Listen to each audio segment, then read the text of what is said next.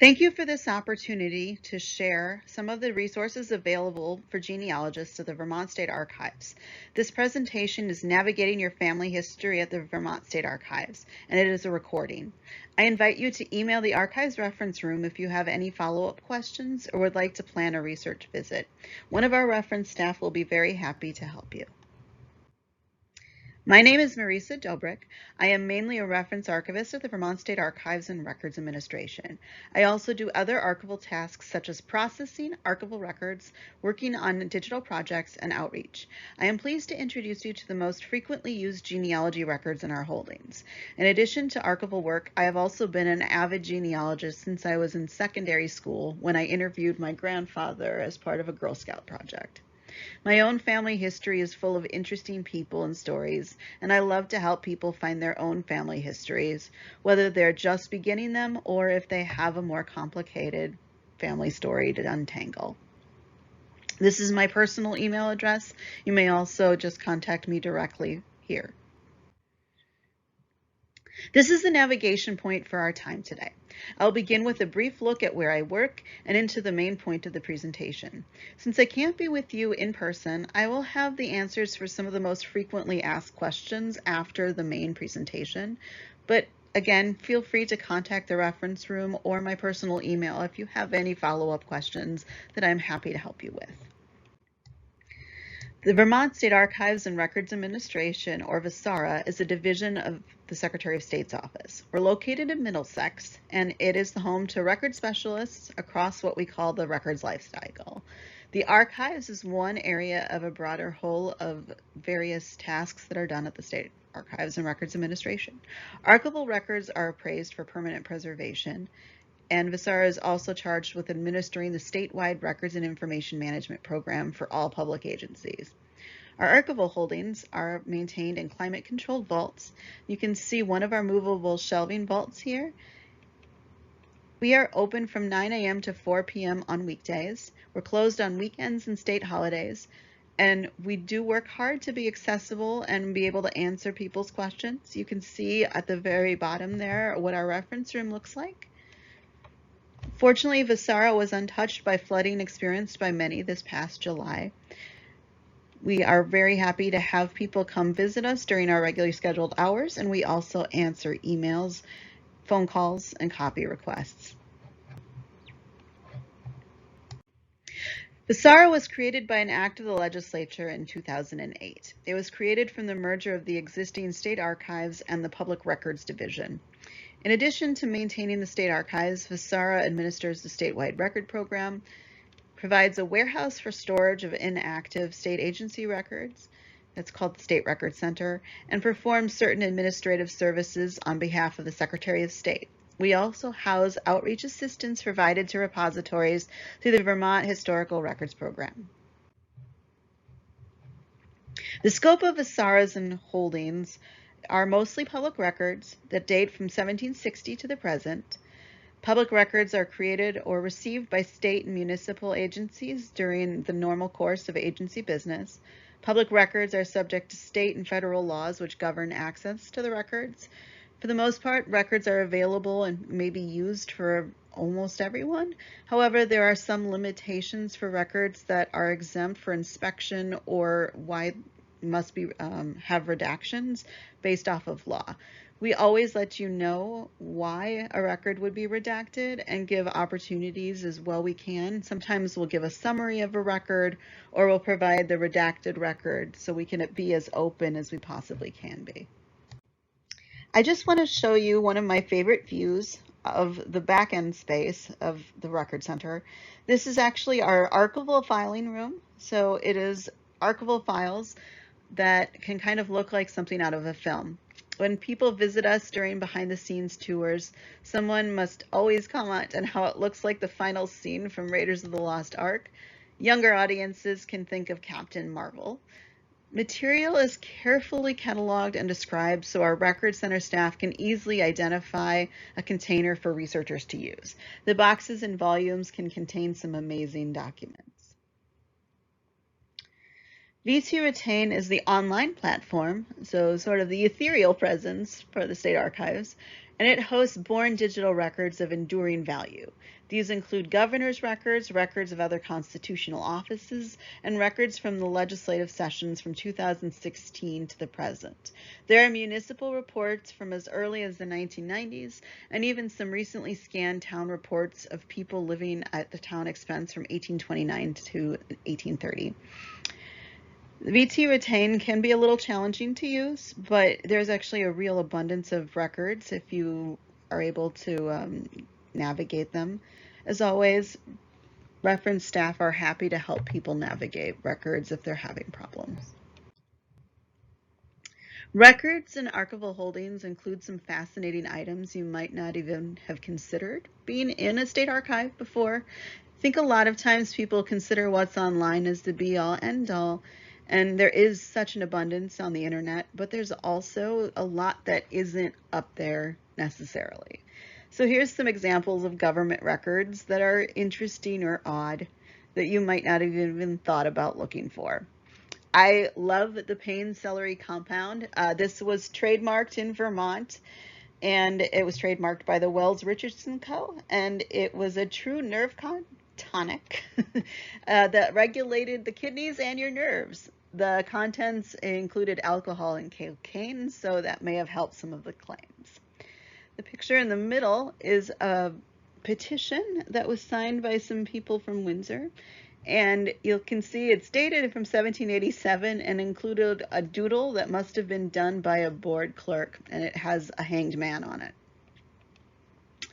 And then the far right is a photograph still from the first Beetlejuice film, facilitated by the Department of Tourism, and the film had scenes that were taken in Corinth. There are an abundance of records that people may not even have thought about being government records, and it's well worth your time to take a visit and look at some of them. Now that we're oriented to the Vasara, I'm going to move into telling you about records in our holdings of particular interest to family historians. I like to use what I call a story approach when doing this presentation because I like to share the stories of people identified in the records, something more than just a document or just saying, here's what a vital record is all about. It's a little bit of everything. This is an overview of the records that are of interest to genealogists, and the navigation will walk you through vital records, local records, manuscript Vermont State papers, court records, institutional records, military records, newspapers, the Eugenics Survey of Vermont, and then some other records that are what I call the and beyond. Not all records may be useful for your family history research needs, but this is an orientation for everyone. So let's start with vital records. Just about every genealogist probably knows what these are. Vital records are the events of birth, deaths, marriages, and divorces. Vermont town clerks have been required to record births, deaths, and marriages since 1779, but enforcement wasn't strict in those early years. To fill in the gaps, in 1919, town clerks were required to transcribe all of the records of births, marriages, and deaths in the possession of the towns and churches, as well as inscriptions on gravestones for all individuals who died prior to 1870. This was an attempt to get the most complete set of records possible. While this was a good faith effort to gather the information, there are a lot of gaps, especially before 1857. When seeking a birth record, do keep in mind that about 10% of birth records are for children who are unnamed when the event is recorded. And there are other tips that are worth knowing about. You can see here in the photos, the top left is actually what the vital record books look like. They were originally very large and were sent by the towns to the state from those 1857 to 1908. And then those were placed on microfilm, and you can see the versions of microfilm were then, there were cards made as well, and the microfilms are available for use in our reference room and were also digitized by Family Search and Ancestry.com.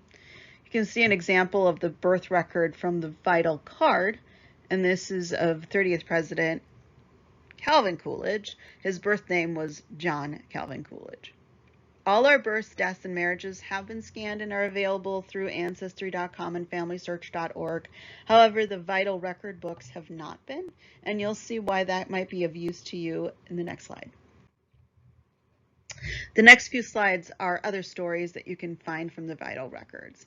Vital records have human errors depending on who was reporting the event and who was recording it. The vital records can also be confusing sometimes.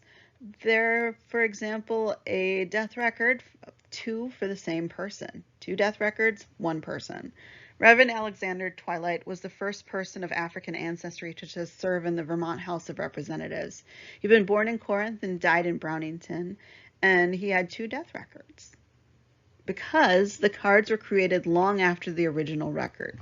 The original recording book was recorded at the town, and then the town sent their deaths to the state in 1857, but it was a bit of a new process for them back then because they were just starting to be forwarded to the state from the towns that way. Some towns were missing records, and then in 1920s, when they were trying to fill in those gaps, they used records created from cemeteries. And so it looks like this was just an instance where Mr. Twilight was counted twice. Currently, the only vital records in the physical and legal custody of the state archives are the return volumes that date from 1857 to 1908. Due to the unwieldy size and the fragile binding, the volumes are available for research on microfilm. Here's a view of that same entry for Alexander Twilight's death, and you'll notice that the ledger pages include some use of scrap paper for math notations. In some instances, people like to look at the town and then the state registry and then the cards and see if there had been mistakes in transcription or if records or things had been missed as they were recorded.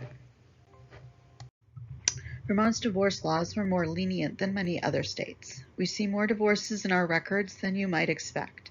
Divorces were granted for a variety of reasons, but the most common was intolerable severity and desertion. Vermont courts also proved to be quite liberal in providing alimony to their wives.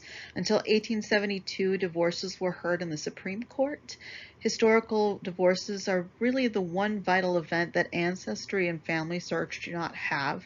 They're currently only available through our reference room or even still through the courts in some cases.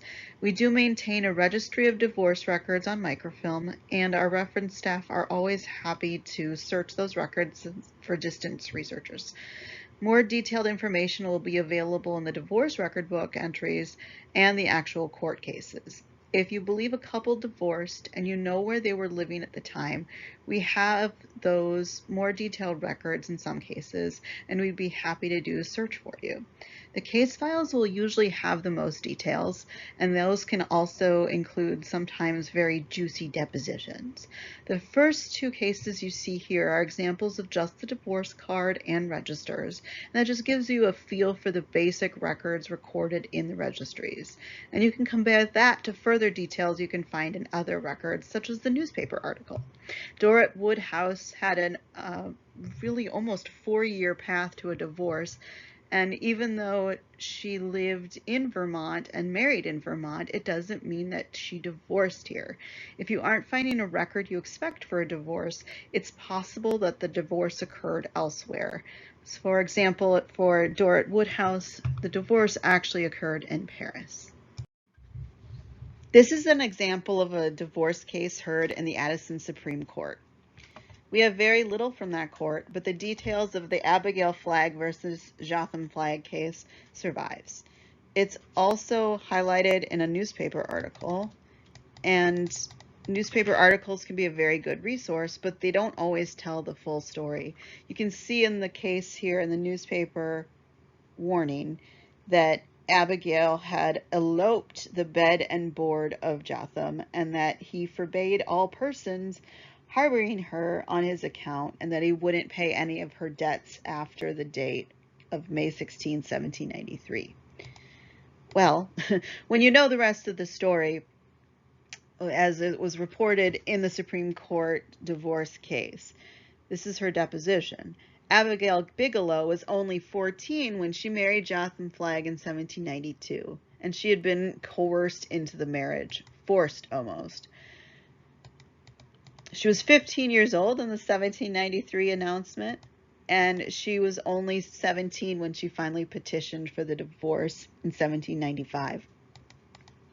Her petition stated that Jonathan Flagg said that he loved her, that he would kill himself if she didn't marry him, and had even feigned an attempt at suicide. So she was coerced into marriage by her parents, who had told her that if she didn't marry him, she would be a murderer. Her divorce was granted, and unfortunately I don't have too much more about Abigail, but I do think that this is an interesting case. Another interesting record is the municipal reports. They start in about 1847 and are more complete starting in 1898, and they go into the present and online through our online repository, VT Retain. Municipal reports seem like they're a really underused service. They include lists of people supported by the town officials, people paid by town accounts, and sometimes mention people just going about the business. I've seen interesting reports on polio epidemics and the people who were involved with town affairs, things like payment for grave upkeep. And you can see on the right, there's a list. This is the town report for the School of Cambridge. And it includes the list of teachers and their grades and how much they were paid. Or like the one on the left was a municipal report from Waterbury in 1942 after the World War II had started, and it has a bit of a patriotic V. These reports really seem like very few people use them for what they can be used for. I've used town reports recently to view activities and involvements by members of small towns, and up to the modern day, they include reports of people like obituaries of people who are well beloved by the town. They might have reports of food banks that were supported with town funding. There can be hundreds of pages in the more recent town reports. So they're well worth pursuing for genealogy research. Lotting plans divide land among the proprietors of the town who were originally granted it. Some lotting plans were done privately or were maintained by the towns. The plans in our holdings were often traced from originals, and I have a few different examples to show you. This one is from Montpelier, and it's the kind that shows the name of inhabitants. Not every lotting plan did include names. I chose this one because Montpelier is the state capital, and if you look closely, you can see the names of many early Vermont notables from Ira Allen, Thomas Chittenden, and more. It also includes that there was land laid out for the church and schools. Our holdings have many maps created for different purposes, and they can sometimes require some extra time and care of reviewing them, but they're really interesting.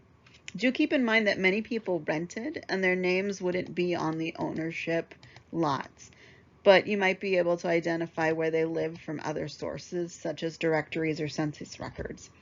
Lotting plans divided land among the original grantees. They sometimes do include the name of the grantees.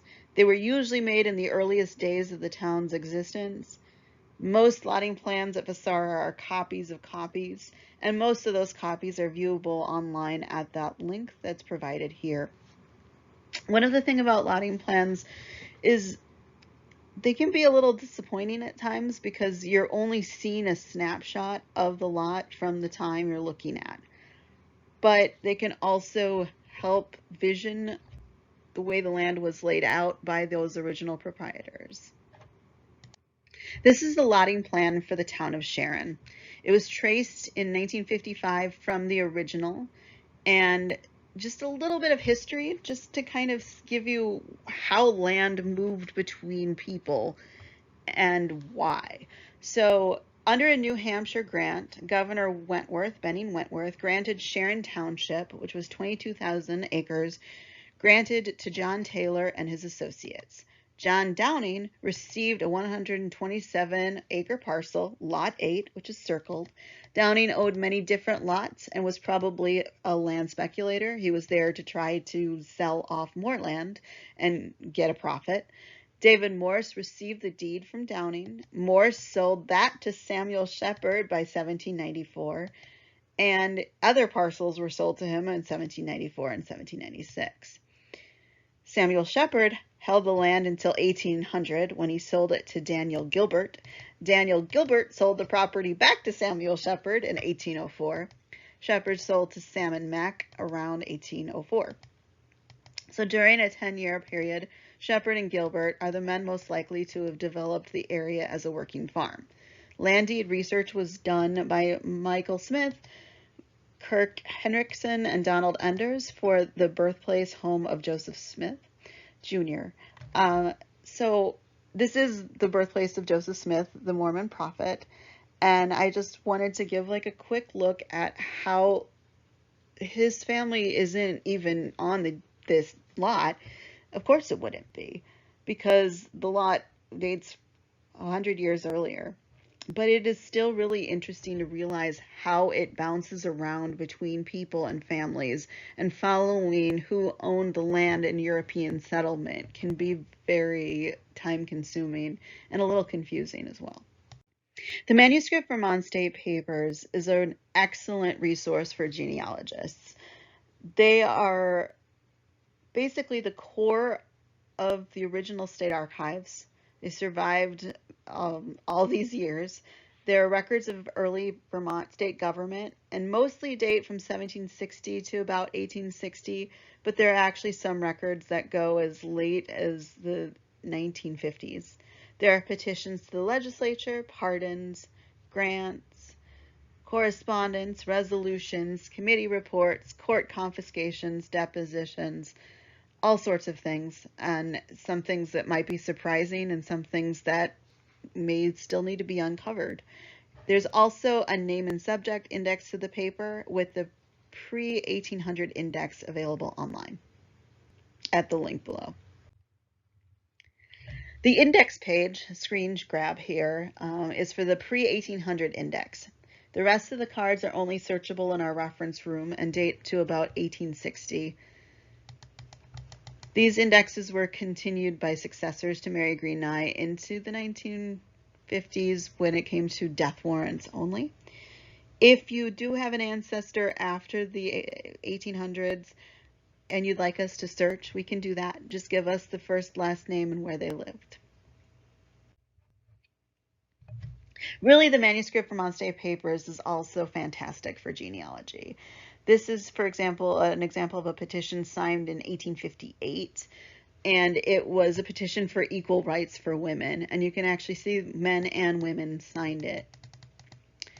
It says, "Therefore, we respectfully request you to so change the laws that women may have the same legal rights and privileges that men have, and be subject to the same restrictions and disabilities, so that the rich inheritance of a just and equal government that our fathers and mothers of the Revolution sought to establish for themselves and their posterity may be enjoyed equally by all their children, whether they are men or women." There are hundreds of pages in these state papers. All of them are organized by volume, and then there's a stamped page number. Do keep in mind that one page can actually be quite a bit more than one page. I've once found a list from someone in Canadian Justice of the Peace, and he was researching a thief and counterfeiter from up in Canada, and he had a 20-page sort of document. So a 20-page document was only recorded as in one page because they were filed between the leaves of books. Eventually, many of them were now put in recording regular archival folders. Moving on, we're going to talk about probate court records. They document wills, settlement of estates, adoptions, guardianships, name changes, vital records, corrections, civil commitments, and until federalization of bankruptcy, they also document insolvency. Although probate records are available online to some extent, I've found that searching can be very unreliable. Only about a quarter of Vermonters had an estate that went through the probate process. Most settlements didn't require going through the court at all, and adoptions and guardianships didn't become more common until the 20th century. There could be all sorts of informal adoptions, guardianships, and name changes that don't appear in a court record. They just sort of happened. The other thing about probate is if you have some extra time, if your ancestor was a neighbor or friend or worked for someone, they might be mentioned in the settlement of someone else's estate, and those aren't indexed at all. So if somebody was the doctor and was the final illness, he might show up as somebody who was paid by the estate for the final care. Same thing in other things such as the undertaker, funeral home. So it's not what most people look for. Most people are looking for their own ancestors' direct estate, but it's one other possible source of information if you're having trouble finding anything. So here's a probate, the will of Alexander, also known as Alec Turner, who passed in 1924. There was an incredible Groton storyteller named Daisy Turner. She was interviewed by Ken Burns for his Civil War documentary when she was 103, because she was the daughter of Alec Turner, who had been enslaved. He passed away in 1923. He had been part of the Union Army and eventually settled in Vermont and raised his family in Grafton. He owned 150 acres on Turner Hill. Unfortunately, after his death, the homestead no longer stands because there was a fire in 1962. But if you're researching a Vermonter, such as Alec Turner, it would be a good idea to see what his estate and his estate records were like. His will named his wife Sally. It names his children. It nominates Daisy Turner, his daughter, as the executor of his estate. And I want to say that sometimes any kind of probate record can uncover the unexpected. I've used probate records in other states to discover ancestors of my own, and I've found unexpected information, so do be prepared. In addition to wills, probate courts historically heard other types of cases. So guardianships were actually really solely concerned with finances and not so much the welfare of the child. Many instances of guardianship and adoption were informal and didn't go through a court process. The Taft heirs document that you can see from the Fairhaven district in 1817 really doesn't provide much information at all, just that 2 children were provided with a guardian. Children could actually choose their own guardian after they reached the age of 14. We have probate records up to 1945 for nearly all probate districts. Unfortunately, the Champlain Valley is our biggest gap. We do hope to fill that at some point, but sometimes the record is sparse because there were fires or floods, or just because some records don't survive. So sometimes we'll have a record book but no case files. Sometimes, though, you can hit the genealogy goldmine. Another kind of semi-court record that can be helpful for people doing genealogy. If you had ancestors who came from elsewhere, naturalization records can be helpful if they were immigrants. Naturalizations before 1906 had much more lenient laws, so the individual could petition different courts for citizenship, like the municipal, the county, or a United States District Court. Also, very little information, personal information would be collected, so sometimes all you have is that they presented themselves and made an oath. After 1906, it's about 1909, the federal laws on naturalization became stricter, and courts were required to forward copies of naturalization certificates to the federal level. State courts could retain the petitions and declarations of intention, and there was a lot more information maintained on the family. So there might be a list of their parents, or list of children, or list of spouse. Certificates are likely with the National Archives of the United States Citizenship and Immigration Services, and your basically, I would recommend your reference archivist would be a good navigator to help you through some of where these records could have been. Naturalization records can be really interesting, especially as you're entering into the 1940s where you actually have photographs. Sometimes you have to kind of know where to look. Immigration lists are not going to be in the state archives. Those are going to be a federal matter.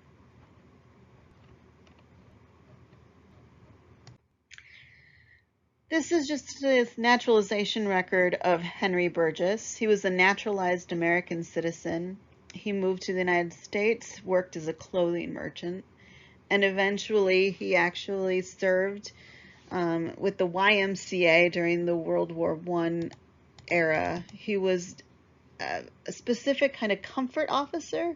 It was dedicated to improving morale, providing comfort items to troops, and helping others on the front lines. They apparently had nicknamed him Shorty. He was naturalized at the Orleans County Court in 1903. It still provides information about where he was born, when he immigrated, and where he lived in the United States. We're moving into records related to institutions. And first, though, I wanted to show a photograph of the Windsor State Prison. It was around 1912 or so. It's one of several panoramic pictures that were taken by the McAllister Studio. Most photographs in the State Archives collection don't identify the people, and most photograph collections are only partially indexed, with other images scattered amongst other series. Nonetheless, photographs can be really helpful and interesting to give you an idea of the time and place where your ancestors lived, were forced to be, like a prison, or just to kind of give you a feel for the time and place. So for institutions like a prison, you can see a photo here from our holdings of the prison wing. Records of prisoners really vary from year. The earlier years don't tend to have as much as later years. The ones that do, there can be biographical information about the crime, sentence, and even the court that heard the case. The registers and description books are around from the beginning. Those date from 1809 when the state prison opened, and they go to about 1975. There are case files that date from 1918 to 1994. Mugshots aren't available until 1917. And do be aware that there are exemptions to access. Again, we can help researchers navigate those exemptions. In many cases, if somebody's been deceased over 50 years, you can have access to the record. You can also have access to your own record, and you can have access to records if you're a direct next of kin and the person who it's about is deceased. This is an example of what a later prisoner's record in our holdings looks like. Donald DeMeg was the last person executed by the state of Vermont. He had a long record and was already serving life for a second-degree murder charge when he escaped from the Windsor prison with Francis Blair by crashing a laundry truck through the gates. While they were on the run, they attacked Elizabeth Weatherup and her husband, and they beat the couple with a lead pipe. Elizabeth had died. They were recaptured, were convicted, and sentenced to execution by electric chair. In some instances, these can be hard to look at, and I do recommend that researchers be aware that some records can reflect execution, violence, trauma. Since the prison only introduced mugshots in 1917 and the cards were microfilmed, the originals were destroyed. So quality isn't usually very good for photographs on the microfilm, but we do try to get a good image if possible.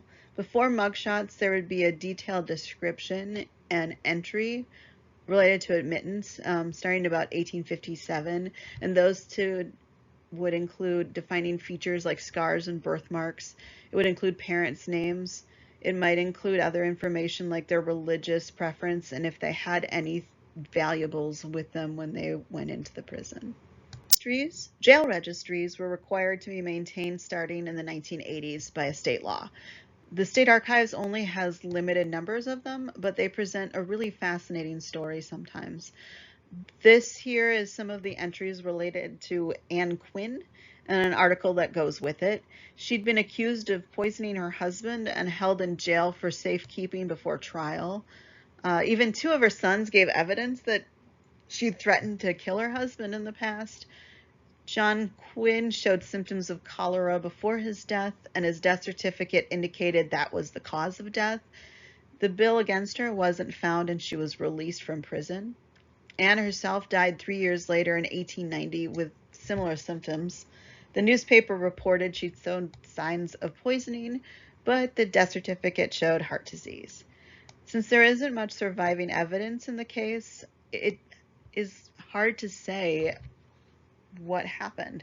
And sometimes those kinds of mysteries are the extent of what we have. Another state institution is the Vermont State Hospital. Do keep in mind we don't have the Brattleboro Retreat records. Those were a private hospital, and those records would still be with the Brattleboro Retreat. The Vermont State Hospital is also the Vermont Hospital for the Insane, and what we have that survives are basically registers, admission, discharge. It rarely has the reason the person was in the hospital. They do date from 1891 when it opened to 1969. We don't have anything from the 69 to closure. The registers really don't provide a lot of information beyond confirming if somebody was at the state hospital, their age, town, the admission. The discharge would include the town of residence, again, the date that they were discharged. Often, unfortunately, their discharge was because they passed away at the hospital, their age, and if they were committed by the state or were private patients. For some years, there might be additional information. So if the patient was identified as criminally insane, if they were admitted as alcoholics under a court order or drug addict under a court order, those might also have some more additional information. Rare entries note a cause of illness. Early ledgers are the ones that have the most information. That's about 1891 to 1899 and can include more information about a patient, but usually only about 3 or 4 pages. Surprisingly, you can fill in a lot by using the newspapers. The source of information about patients can be the state hospital in those newspapers.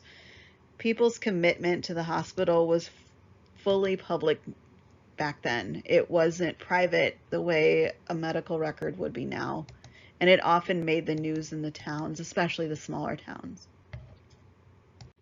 Those registers are exempt from inspection due to patient privacy laws, but a redacted view can be possible. These are people who've been deceased well over 50 years. And I'm also just showing you an example of a photograph from our holding. It's actually a postcard showing some of the spaces at the hospital around the beginning of the 20th century. People could visit the hospital as sort of a day out. They had public calling hours, which is somewhat unusual for those of us now. Another state institution was called the Vermont Reform School, the Vermont Industrial School, and eventually it was called the Week School. It was open in some form from 1867 to 1979, and it was for delinquent youth. Unfortunately, there were many children at the school who were not probably delinquent. They simply had no place else to go. There weren't really any state orphanages, and care of minor destitute children was not very good in history.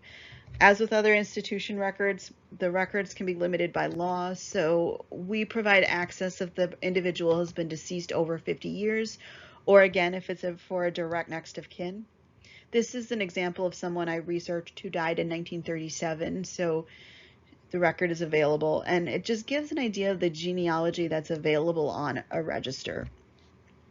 There's also case files from the Week School starting later, but we have at least the register starting pretty early, about the 1860s. This one has her name. It has when she was convicted, what court, who brought her, It has some description about her height, her weight, her parents, if she had siblings, if she had education. It listed when she would be allowed to leave the school or their approval. And then there was a little section that talked about her character. On the left, you can also see a photograph from our holdings of some girls in front of the girls' cottage. Moving on from the institutional records, I want to do a little bit on the military records in our holdings. Published rosters of Vermonters who served in every war from the American Revolution to the Vietnam. There's records of the Adjutant and Inspector General that date from 1775 to 1898, and military records collection from 1807 to 1945. The picture on the left actually comes from some pictures from the World War I propaganda selection that was sent to soldiers to try to keep morale and good social hygiene. Many of the records of the Adjutant and Inspector General were involved in a fire at the state arsenal, and a lot of the best early records were lost. And because of that, military record research in the state holdings can be very complex. The surviving records were on microfilm, and the military service records and pensions are usually at the federal level in the National Archives. What we do have can be helpful, but really requires research in the reference room. Sometimes people can identify more about their ancestors' service by town records or the newspapers. This is a copy of a photograph taken at 1st Vermont Brigade at Gettysburg. It is the monument dedicated to Vermonters who fought at Gettysburg. And then there's also an example of one of the records from the holdings that was taken from microfilm. Individuals hoping to do research on local records are welcome to come in. We have copies of microfilm versions of the municipal and county records available in the reference room. I do want to stress that in many cases, the town has a much more complete set of the records. Sometimes the Historical Society also has them. The local records on microfilm may include proprietors' records, town meeting records, land records, deeds, vital records. Sometimes there are church and cemetery records and listings, militia lists, and other kinds of documents. It really varies from town to town. The town's records were microfilmed over for many years, and so the quality can depend on when it was microfilmed and who did the microfilming. Another source of the genealogy is court records. I am a huge fan of using court records for research, but they can be complex. This is an example of a case that you might not have even thought of. A lot of times criminal cases get more attention, but we have a lot of civil cases. This is a case of Mary Williams v. Eleanor Farmer, and was a slander case. It had begun in a previous court term when Eleanor Farmer's husband, Edward Farmer, sued Mary Williams' husband, John Williams, over a loan.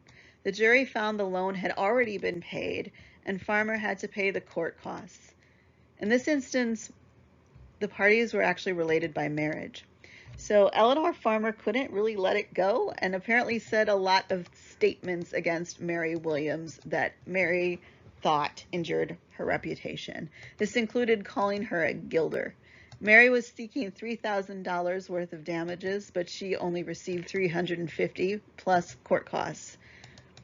Many times the court attorneys were asking for far more than they expected to receive. And actually Mary won by default because Eleanor didn't bother showing up. I really can't help but think if they had just left well enough alone, I wouldn't have had the opportunity to come across this story 100 years later in a newspaper and look it up to see an example of family dynamics in court in 1917. We do have some photos of places like the Washington Courthouse. This is about 1967, and it just gives you an idea of what a court looked like at that time. Before that, we do have examples of court summons to places in the 1700s where the case was heard in a tavern, or sometimes a justice of the peace might just go ahead and have a case be heard in his house. So you can imagine justice kind of in a whole variety of places. This is an example of a civil case that went to the Supreme Court. It was the height of scandal and was widely reported in the newspapers in Vermont. It started in the county court in Burlington in 1922, and there are breathless accounts in the newspapers for a very long time. Dorrit Woodhouse sued her father and mother-in-law for alienation of affection. She said in her case that they willfully, wickedly, and maliciously deprived her of her husband by poisoning Douglas Woodhouse against her because they threatened to disinherit him if he stayed with her. The couple had married in 1919, but his in-laws pressured her into an illegal abortion before they would accept her as his spouse. But then they refused to accept her, and this case was tried in the Chittenden County Court as a civil case. Surprisingly, for 1922, Dorrit sued for $1 million and was actually awarded the highest sum ever in such a case, $465,000. The county court judge reduced that to about $125,000, which was still quite a bit at that time, but the Supreme Court heard the case and it was reinstated in the full amount of $465,000. Most of the bound volume on the far right is from the Woodhouse case, and I just want to point out that most of the time Supreme Court briefs are what they say they are. They're brief. They're usually only maybe 15 pages from this time frame. So the fact that the briefs associated with the case take up an entire bound portion of their own is pretty extensive.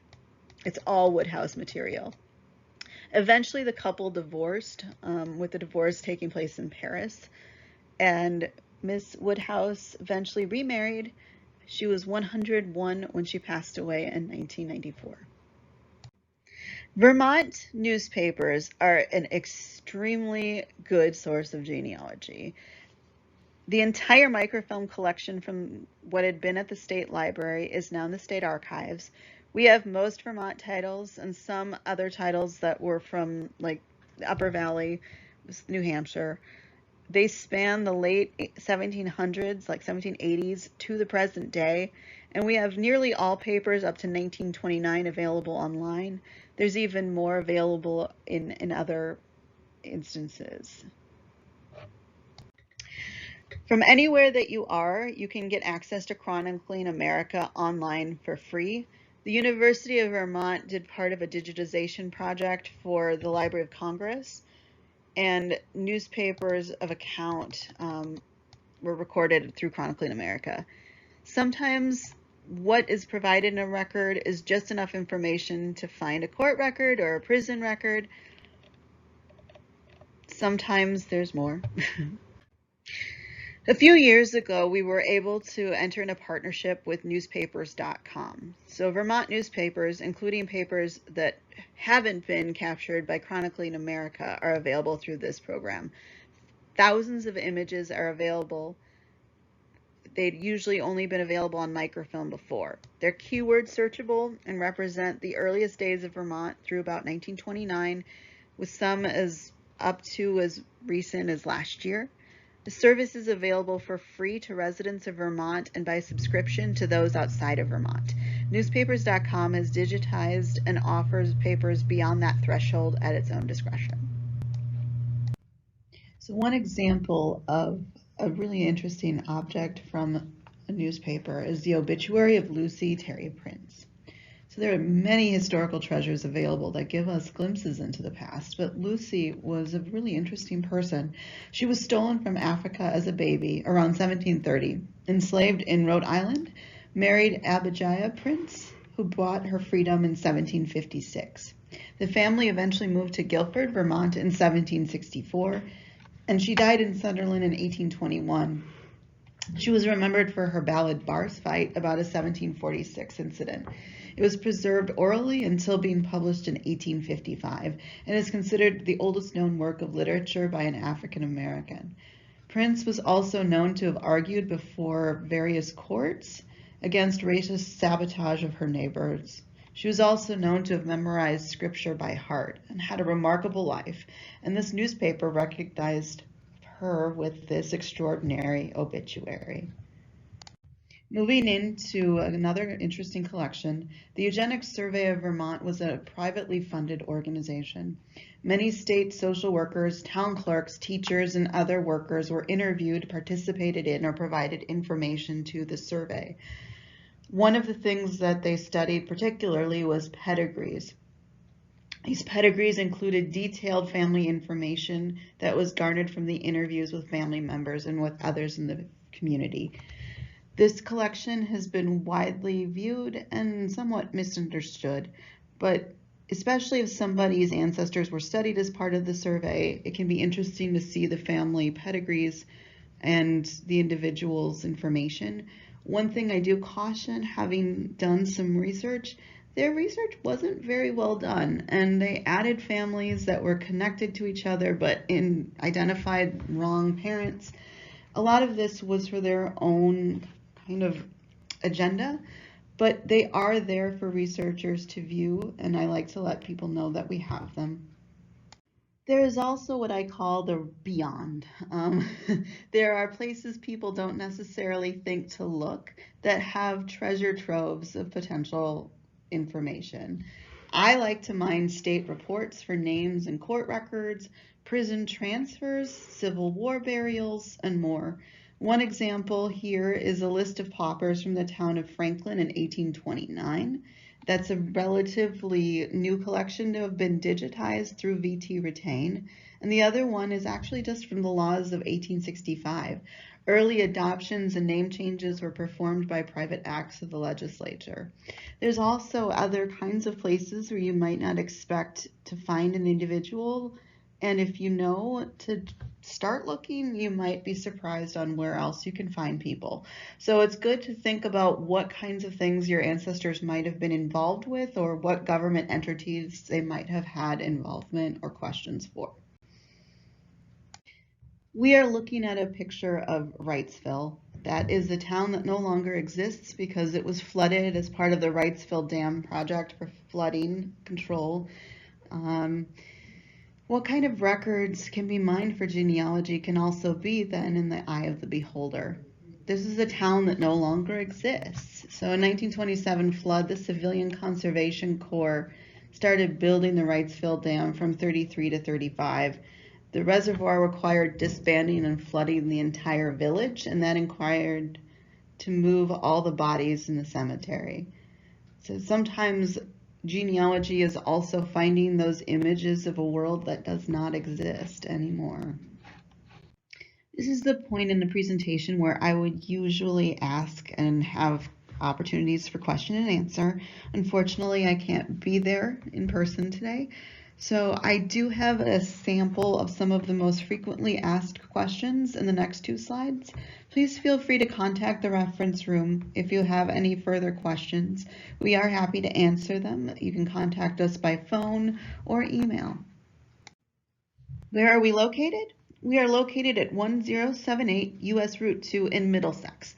Our mailing address is Montpelier, so it can be a little confusing. If you take Interstate 89, you can take exit 9 to US Route 2, turn right at the yield sign, proceed west on Route 2. Midway down the hill, you can turn right into the driveway of our facility. And please enter at the door marked Vermont State Archives and Records Administration. There's a few other state offices in the same building. What are our hours? Our hours are Monday through Friday, 9 a.m. to 4 p.m. We are closed on weekends and state holidays. It can be a good idea to call in advance or email in advance. We do sometimes close due to weather emergencies or if there's a state training that is held by our office. Do you need an appointment? An appointment is recommended but not required. If you do come as a walk-in, we're happy to help you. It's just if we know in advance that someone's coming, we can be best prepared to assist you and do a little bit of legwork before you arrive. How do you request copies of records? Well, our copy request form is at the link here, so you can follow the instructions on the page. We do ask that researchers only provide one copy request at a time and wait to hear back from us before submitting their next request. That allows us to help everyone in fair measure. So how do you email the reference room? That would be SOS.ARCHIVES, and it's at vermont.gov. You can address any email to whoever you'd like, the archivists. There's several people who check that email on a regular basis. Can you use an image or a document from our holdings? You may. Most images or documents in our holdings are public records and are available for the public to use without permissions, but we do request that you cite some so that people can find them if they are looking for a similar record. You can also, if you use it for publication, please cite it as courtesy of the Vermont State Archives and Records Administration. The last question I have from the frequently requested questions is, are we digitizing that? Many of our records have been digitized, and that's been with partner organizations, newspapers.com, ancestry.com, familysearch.org. Digitization actually requires a lot of careful planning and can be expensive to do. So we are happy to digitize on demand for researchers' needs, and that works pretty well for what we require. There's ongoing discussions about other potential projects that could be digitized in the future. Archival records are those that are of enduring value, and state public records are held in the name of the people of Vermont. I like to think that these are the stories that belong to all of us. As an archivist, I really do feel privileged to know the records and some of the stories that come with them, and I really do like sharing them with people. These documents, they highlight famous people and not so famous people in Vermont history. Whenever I help someone uncover a piece of their own family history or a new understanding of Vermont, I really think these are valuable. When I look at this kind of image, this is Sheldon in 1914, it's a hand-colored slide. It looks just as real as it did over 100 years ago. So a set of records in our archive is so much more than a hidden away place. History in these documents can be humorous, it can be solemn, they can really be beautiful, and it all documents what happens in Vermont, and they're in our archives, and they're there for you. So the last piece of this navigation tool for you today is just how to contact the reference room.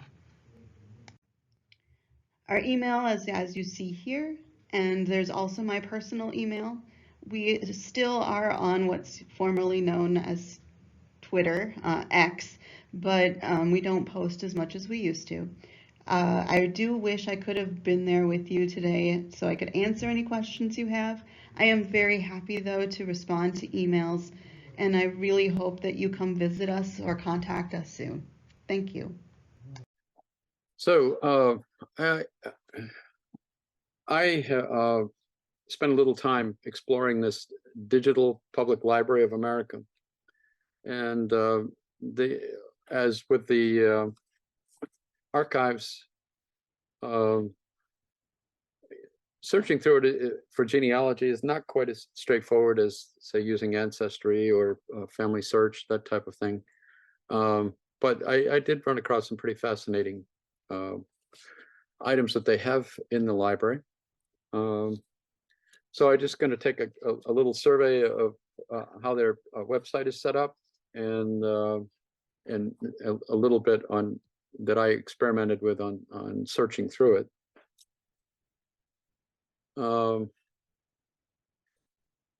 This is their opening screen.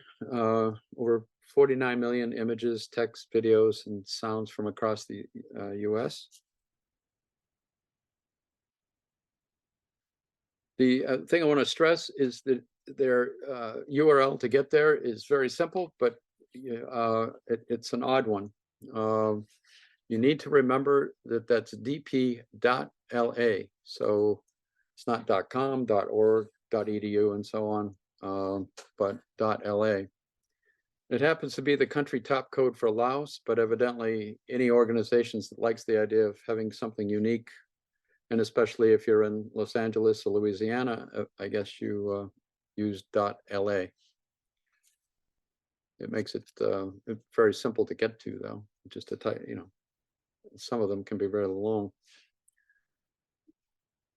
So there's several features in here about browsing the library, and you can do that 4 different ways: by topic, by the partner organizations that have contributed to the library, exhibitions that they've put together, and then primary source sets, which is I guess particularly useful for teachers and people that are doing research in a particular area. So this is to start off. Evidently, this is a new feature on the website. It showcases some of the strengths in the collection. So it looks like this. If you choose browse by topic, it's highlighting specific collections from libraries and archives and museums across the U.S., organized by topic. So like Civil War, aviation, baseball, civil rights, so on, as you see here. So just to show you kind of what that looks like, I clicked on American Civil War, and then that opens up all these other ways to browse through this collection. So again, the way you're moving down through it, you choose browse by topic, and then in this case I chose American Civil War, and then you can further narrow things down by the various sections here: politics, creating the Confederacy, enlisting armies, military service, African American lives, battles, war at home, and then remembering the Civil War. So those are the basic topics. So again, I was sort of just browsing through, so I was curious what was under creating the Confederacy. As you can see here, it traces the growth of the Confederate States of America, from their succession from the Union to surrender and amnesty. Just to show you an example of what that looks like, if you click on this Louisiana Ordinance of Succession, it brings up a page where they have it shows how this has been categorized. A description of what the document is. It was interesting to me that I guess because it's Louisiana, they included the ordinance both in English and in French to dissolve themselves from the Union. The partner organization, though, is called Recollection Wisconsin, from the Wisconsin Historical Society. So for each item that you run across in this library, there's a page like this that describes it and tells you where the document is located. And you can also, as it says there, you click on View Full Item, you can open up and actually see the document itself. Browsing by partner. So there's a wide variety of archives and libraries in here. Something like 6,000 of them, I guess. So just, and it tells you how many of the items are found in each partner organization. So again, I was just clicking on things that looked interesting to me. So I was curious what was available in Vermont. So there are 97,000 plus results for this Green Mountain Digital Library. For each page, there's a way to see which organizations are part of it. So in this case, it's mainly colleges and the Vermont Historical Society make up this Green Mountain Digital Archive. When you when you click on that, you open up this browsing collection, this collection. It's just just, I don't know. I don't know how it picks things, but I don't know that the same things come up each time. There are on the left over here, and I'll get into that a little bit more in a minute, ways to kind of filter your search, what you're, in this case, what you're browsing. And like I said, I'll talk about that in a minute.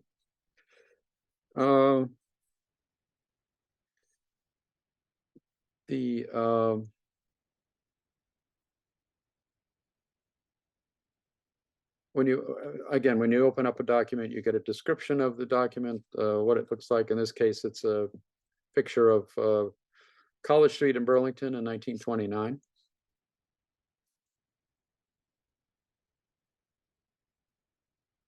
Exhibitions, stories of national significance drawn from source materials in libraries, archives, and museums across the United States. And here's an example of some of the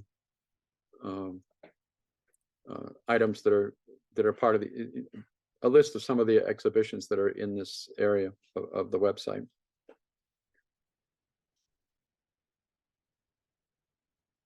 So again, in there's a section on early women pilots, and very early, in this particular case, 1908.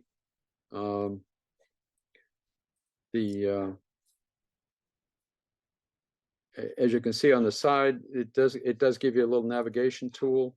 So in this case, like development of aviation, the first pilots, the first women pilots, daredevils. They were actually races, evidently, across the United States. A little more recently, women Air Force Service pilots, and then the legacy of these women. That was kind of fascinating to me as well, that some of the first women who went into space took with them items from these early pilots, from female pilots. Just an example of another page where, in this case, because it's an exhibition, they give a lot more description about, what the photo is all about, and or the person in the photo. So anyway, if you're interested in a topic, it's a nice way to use the website. Like I said, I've barely touched the surface there in terms of looking at these things. Primary source sets are, these are specific topics in history, literature, and culture, mostly developed by educators. I suspect they were using them as part of their, classroom use. But they've made them available to the digital library. So again, just to show you some of the items they have here. Some of them are very specific, a specific book, a specific artist like Picasso, a topic like the California Gold Rush, space race. And again, these, once you click on the item, then you're into the source itself. So this, for example, cotton gin and the expansion of slavery. It includes the set, additional resources, and a teaching guide. So it's really focused on educators, but obviously it's available for anybody that wants to look at them. All right, they do have some helpful research guides. This is what that part of the page looks like. It's off of the home page. You just have to scroll down the page a bit. So what I was focused on, of course, was family research. So this is how some of the items in this family history guide. So there's sections on photographs, correspondence, and I think it looks like especially Civil War correspondence, yearbooks, oral histories, family Bibles, local maps, military records, and family history and genealogy books.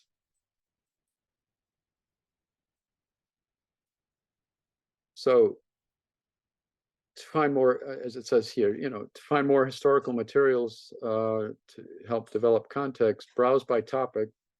As you discover useful materials, create a list of the items that you want to come back to without having to repeat your search. And I would highly recommend that if you decide to use the site.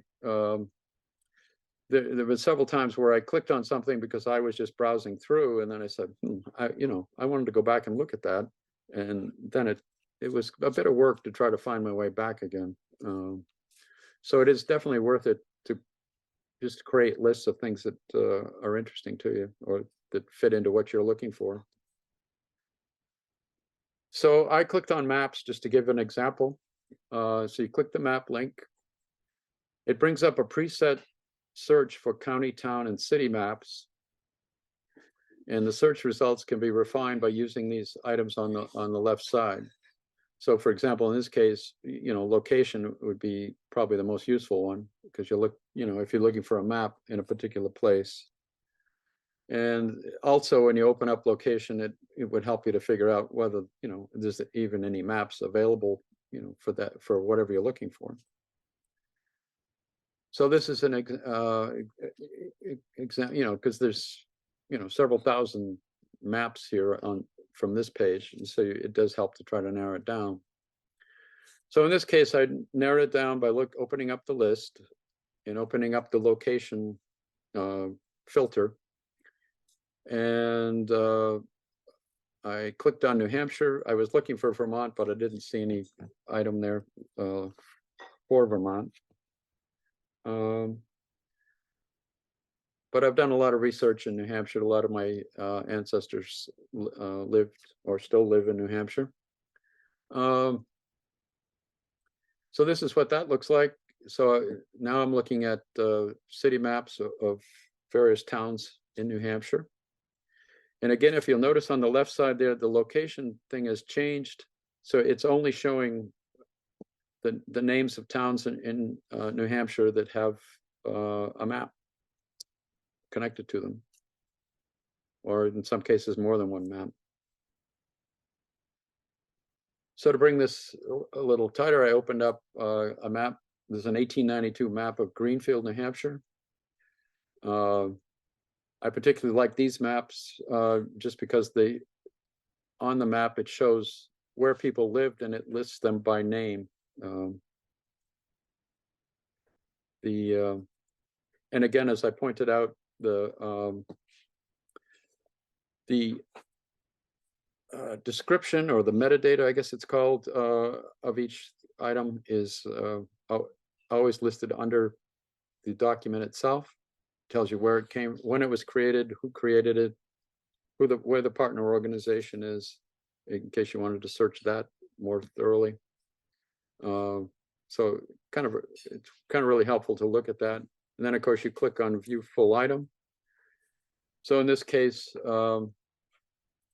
opened up with Greenfield, New Hampshire, and I discovered one of my great grandfathers, this W.L. Savage, and it says EST next to his name. I'm not sure, but I suspect that stands for estate, because he died like the year before this map was made, but of course his house was still there. So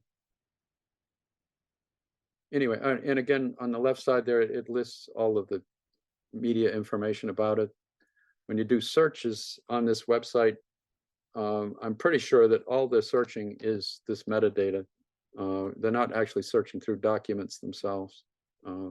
Just the way it's been cataloged is what you're searching. The search box itself, again, there were like 49 million items across 6,000 organizations. So you can type pretty much anything you want in that search box and then refine it afterwards by the type, the subject, location, date, or language. These menus are filters so that you can search through and find, hopefully find something closer to what you really want to find. So in this case, I'm just searching for see what's available in Rockingham, Vermont. There were only a few items there, but if you'll notice under the subject, if you open up the subject filter, you can narrow it down by buildings, bridges. It was interesting to me. There were a couple of, like it says Clark family, you know, there are some genealogies connected to Rockingham. So anyway, in this, they're not a lot, but it could be useful if you happen to find it. So I narrowed it down a little bit more. I just clicked on covered bridges. A lot of these bridges no longer exist, so these are older photos of covered bridges in the town. And so I found this one by refining the search for Rockingham, Vermont, by clicking on the subject and then just choosing covered bridges. But you could also have found that by just in the main search box, just type bridges, Rockingham, Vermont, and the same list of bridges would have come up. So there's a couple of ways to search through this.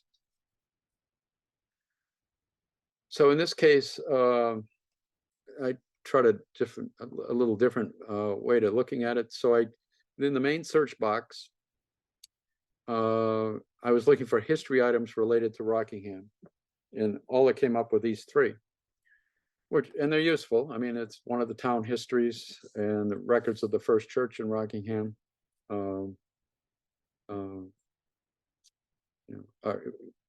Well, the records particularly are useful because if you find somebody that was here in the early part of the founding of the town, you know, it will list people in the town, births in the town, and so forth in those early records. Then they do give some other tips about searching. You can search for an exact phrase by putting quotation marks around it. And that's only going to work if you know, if you want to find that exact phrase. Another way to do it is to use these operators where you can use or not, or and.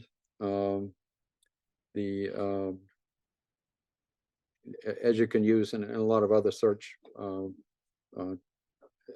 tools and other websites. Wildcards are also possible. You can put an asterisk in any place in the word, I guess. In this case, the example they gave was dog, so it's going to give you, dog, dogs, doggy, dogged, so forth. The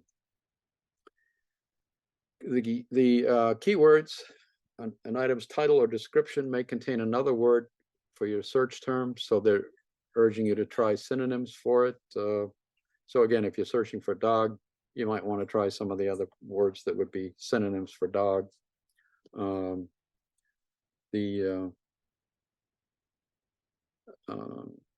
again, those are ways to narrow down your search. So in this case, I decided to try that out and tried history and Rockingham and Vermont. And I was a little surprised that I ended up with not a lot, but a few more documents that didn't come up when I didn't use the operator there. And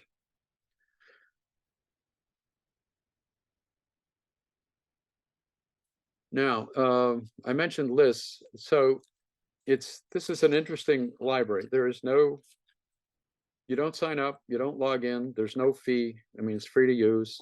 So I was wondering, so what happens if I create a list? Where does that go? So it turns out you create a private list that exists only in the browser that you're currently using on your computer. So I was curious of what I would find if I could find any documents for Blanchards in Massachusetts. And then when that came up, in this case, there's only one there, but no, I found Blanchard's in Massachusetts, and then I went to the filtering thing, and I found there was a location filter that included Andover, Massachusetts, and Melford, New Hampshire, included both of them. And I knew I had ancestors who lived in both places. So clicking on that, it came out to be a letter by a woman who was doing her own genealogy research and was very excited to share the news with a cousin who was not named, but you know, the letter included some information that I was interested in. So to create a list, you click on the little box that says, on every page of these, it says in the red there, it says create a list from these items. So when you click on that, then it opens up a box and wants you should name your list. So I just called it Blanchard Documents and click create. And then, you know, to continue to add items to the list, there's a little checkbox to the left of each item in the search results. You just click on that box, tell it to add the list, add to your list. So then to find your list, first of all, there's no login, so you're not doing anything else there. All you're doing is that you must be sure that you use the same browser that you used to create the list. So somehow it is stored in the browser you're using.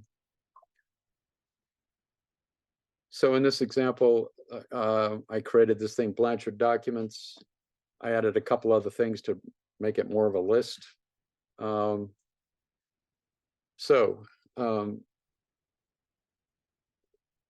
your only choices with this is that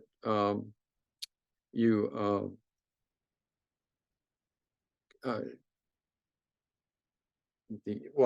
it said, yeah, you got to use the same browser. Your choices here, as you can see at the top, it says download the list. That's a link where you could actually download the list to your computer. You can delete items from your list if you don't, you know, after you've created this thing, if you decide some of the things you don't want to keep, you can get rid of them. Or you can actually delete the whole list.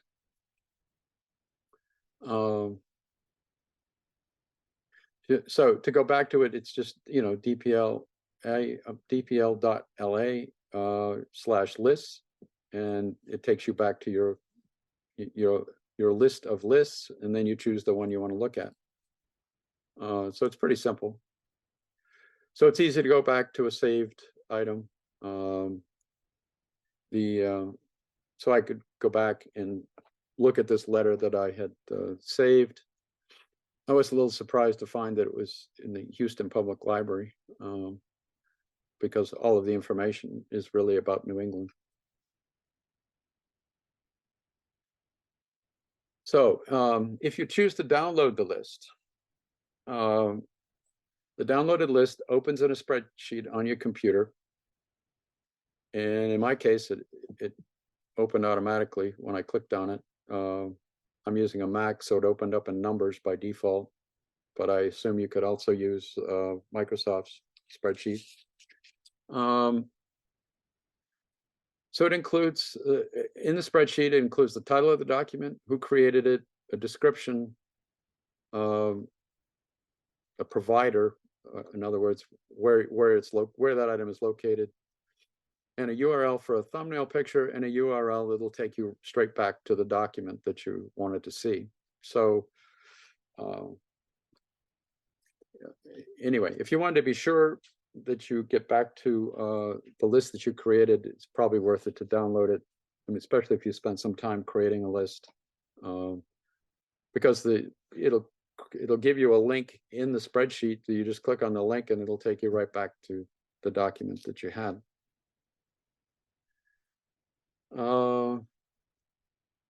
So that's pretty much it for my little tour of the digital public library here.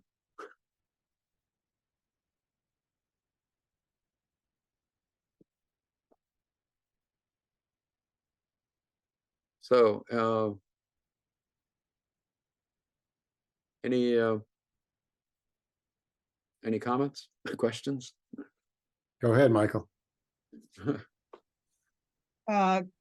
So it's a pretty grandiose title, Digital Public Library of America.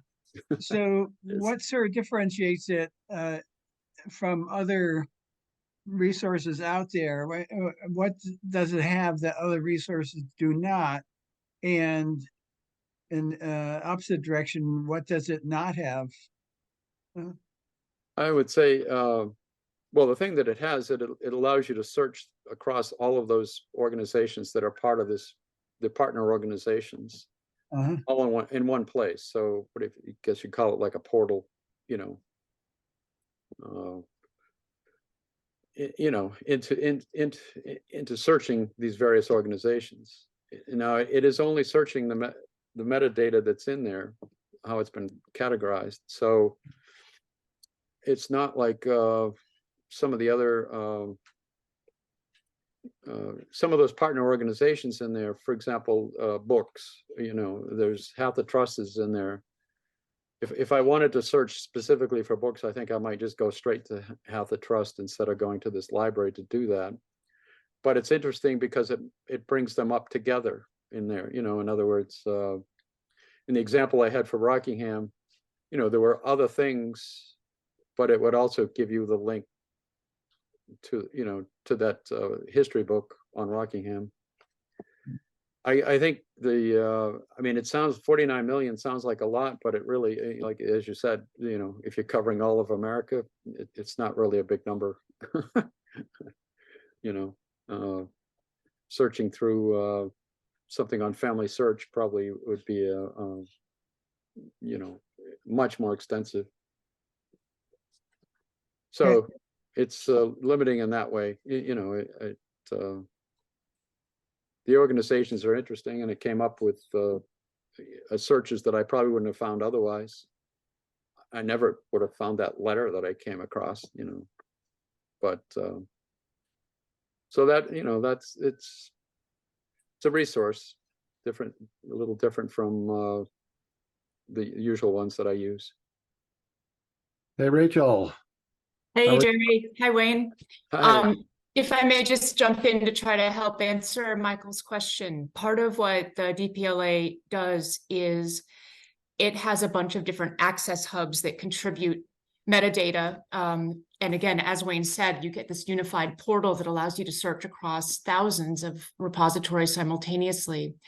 One of the benefits, and we have not completely done this, I should say, I work at the State Archives with the Vermont Historical Records Program, and there's an implementation grant in place to create a more robust statewide digital repository than we have right now with the Green Mountain Digital Archive, which, as Wayne noted, only includes some of the big universities and Vermont Historical Society.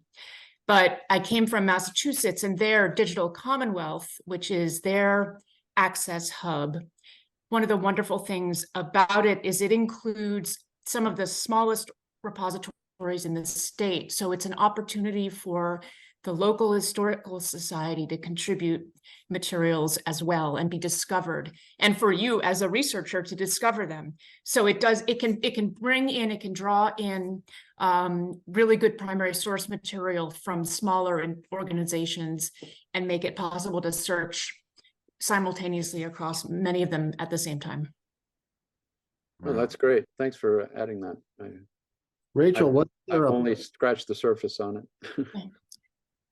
Wasn't there a plan at some point to like send out scanning vans into the small, you know, burgs of the counties and scan these like records in historical societies and so forth? Was that we're doing it, Jerry, on a limited basis, and the things we've scanned so far may not be immediately of particular interest to genealogists, right? But we had, and I think part of it, we have a mobile digitization unit with my program. So we spent a couple days this last week in McIndoes Falls scanning glass plate negatives that are the property of the Barnett Historical Society. And as in many other other towns and villages, and this is actually an unincorporated portion of Barnet. There's one or two people who are actively engaged with the history of the area, and it's wonderful to be able to offer this substantive support, the equipment and the training, and then we helped kind of guide the scan. Everyone else, the folks from the Historical Society were doing the work, but we were there to advise and offer some suggestions if they got stuck. So yeah, we're doing that, and we have our own digital repository. Okay. Some of this material can live. Yeah. Wow, that's great. When will that go up to like the Green Mountain Digital Archive then? Is that that's a great question. For now, we just want to make sure, I mean, this is the material of the Historical Society. I did put just a sample of the images up on the VHRP digital repository so that they could see how it might look. Because for many, it's a bit of a new idea to put some of their material online for the world to see. So they're enthusiastic. I think they're going to be happy about it. And we are hoping, I worked with the Vermont Historical Society and Department of Libraries to submit a grant proposal. We'll find out this spring to implement a statewide digital repository that would make it simpler for organizations to contribute metadata and would even store the images for them. Because for some, that's the stumbling block, is having to buy space that can be accessible and searchable and have the metadata harvested. So the hope is that our statewide platform would provide storage space for digital assets as well as harvest metadata from existing sites. Wow, that's neat. Yeah. Are there any libraries that are there going to be part of that?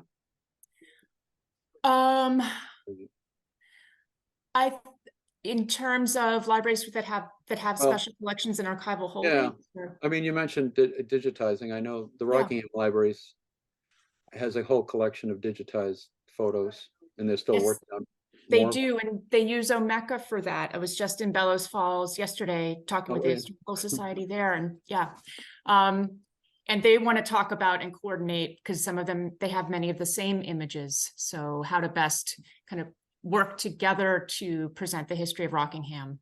Oh, nice. But yeah, they would absolutely be encouraged to contribute. And Rockingham is actually part of the Green Mountain Digital Archive, our hub in Vermont here for the DPLA. Oh, really? Mm-hmm. Yeah, they have a small number of things. Brooks Memorial also put some photos up that they were having served through UVM. That was the Porter Thayer. Yes, exactly. Right. The beautiful Thayer photographs. I love those. Yep. Those are really neat. Really yeah, they're gorgeous. So here's a question. I have a friend who is a collector, and he sells as well, usually to institutions, but he's bid on and have acquired letters for the Wesselhoff water cures, a patient writing letters back in 1858. And so he wants to actually donate them to a repository. And I don't know if he's going to try to get Brooks to accept it, or maybe the Historical Society. So something like that could feasibly be digitized and. Absolutely. Yep. And I will also say the other digital place where there's just a huge amount of material that you can search simultaneously is the Internet Archive, if you haven't explored that resource. And that includes, the Allen Public Library in Indiana that has a massive genealogy collection. Like, they've put a lot of their material up there, but it's the Wild West, and it can be very even more challenging than DPLA to find something. But it is a tremendous repository, and some places like Middlebury College are actually using it as their place for people to get digital access to their materials, including a lot of film, their moving image, as well as, so it's for access as well as one of the ways they're trying to preserve these digital objects over time. I mean, individuals can upload to the Internet Archive, correct? I mean, I have I have an account, and I put some stuff up that I have. Yeah. No, it's an incredibly democratic platform. In fact, doing some fundraising now. I'm getting all sorts of solicitation emails from. I give them a little bit of money every year. I do. I do too. And Wikipedia, like these are valuable resources for my work. Yep. I love using that Internet Archive, but I didn't Yeah. realize I didn't realize you had to be a member. I just use it. Yeah, it's a free account. No, you don't have to be a member of Internet Archive, but if you're going to put up a large amount of material, you might want to talk to them to get your own kind of page set up so that you are able to, like with GMDA, when you go to a partner site, you can see all of Wayne Blanchard's contributions Oh, really? Yeah, all that's together. cool. Yeah, But we it- should do a presentation on that sometime. Yeah. You be Well- willing, Rachel? Oh, yeah, sure. And it might be good to tap Patrick Wallace over at Middlebury College, because Oh. we were just on a panel for an association of community media people talking about, and he was a great proselytizer for using Internet Archive for digital preservation. Wow. Mhm. I can see in our next program coming up. Yeah, we were scratching our heads about what Damn, else why to did I do, come on so screen? that sounds like a good idea. Happy to work with you guys. That would be And thanks- cool. great Thank to see you today, and thank you for continuing to keep this group going. you. Yeah. It's fun when we don't have so many technical issues like Right, that. right. Oh, man. Just a quick question on a slightly different topic for you, Rachel. The New England Historical and Genealogical Society has this 10 million name project to find all of the enslaved people and who the enslavers were, that type of thing. Mhm. I was wondering if anything, I wondered if the ancestors of the 144 Black women who were in the state in 1920, whether anything else had come of that, whether there was any way to find out about them.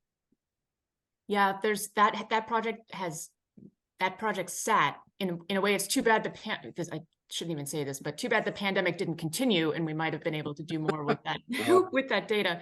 For those who aren't aware, this is how Jerry and Wayne and I started initially hanging out more. It was on Zoom, and we went through. Because I was working on the suffrage movement, this commemoration of the ratification of the 19th Amendment for Vermont, and the question we would get from people is, well, tell us about the Black women who were active in the suffrage movement in Vermont. And I got tired of having to say there aren't any, and I wanted a more. I mean, that's remained the answer, but I wanted to be able to provide a little bit more context. So I looked at the statistical records related to the 1920 census, and according to that, there were a grand total of 144 Black women over the age of 21 in Vermont that year. So it became our journey together was to actually not rely on the indexes, but to read through the enumerations for all of Vermont, to find those women and their families, and to pull them out of the census enumerations and into a spreadsheet with all of their census data that came with them and their families. So we have a lot of threads we could pull, and I would love for us to do that at some point. So I've been able to hire a staff member. I lost a staff member to the Leahy Papers Project at UVM this summer, and had a lot of work to do related to flood recovery for cultural heritage organizations as well. But getting back on track. So in 2024, I'd love to get back to something, Wayne. I'm glad you brought it up. Yeah, that's such a great, because I want, as you know, the Mary Rogers of Brattleboro, who Right. we documented that she took the Freeman's Oath in August of the year before, the month, 2 months, 3 months before the election of 1920. So she likely voted in that presidential election.